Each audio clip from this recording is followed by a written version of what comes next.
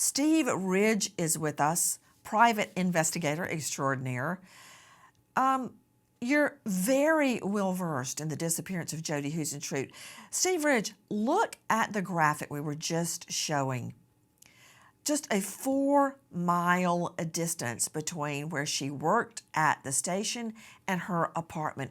Just 4.1 miles she had to drive in the morning. That's less than a 5-minute drive at 3 o'clock in the morning, Steve.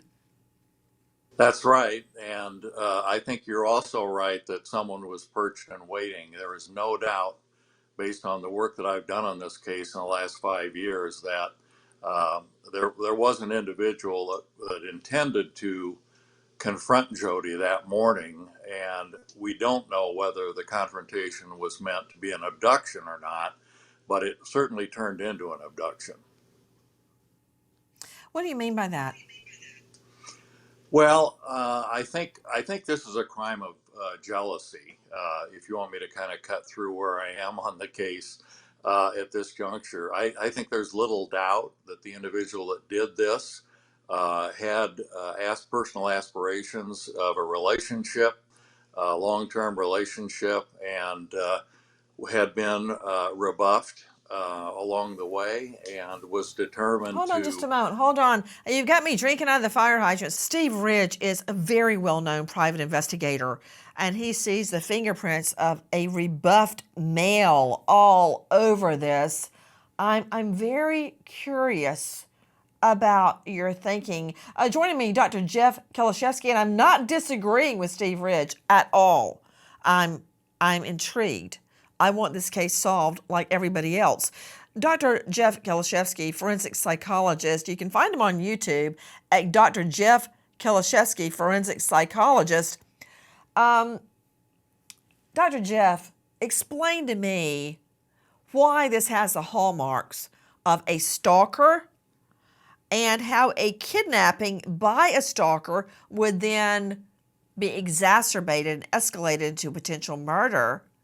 And if you really want a relationship with a woman, why would you confront her outside of her car at work when she's trying to dash in? Well, a couple things here. I know a lot about this case. I was a graduate student at the University of Iowa when this happened, so I followed this case over the years. The one thing that strikes me, my knowledge of the case, is there wasn't a lot of overt, obvious evidence left behind.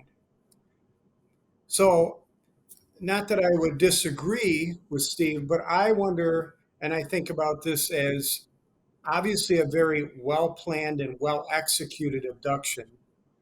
And I would argue that this was probably done by someone who's done something like this before, rather than an impulsive act by a deranged fan. Jodi was at her car, and it appears that she was attempting to put the key in the door lock to open the door to her car when she was grabbed, more likely from behind. Because there's indications that the key that she had was bent, which tells me that she had the key in the door lock when she was grabbed. So the force of somebody grabbing her pushed her towards the front of the car, possibly, and bent the key. The driver's side mirror on the door was also bent forward. And again, that indicates there's a struggle taking place, and the perpetrator has grabbed her and has taken her towards the front of the car, away from her apartment building. So what do we know? The driver's side mirror on the door was also bent forward.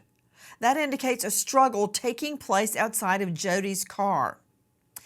Does it suggest the perpetrator grabbed her and was taking her toward the front of the car and away from her apartment building? What more do we know? The key to the car was bent.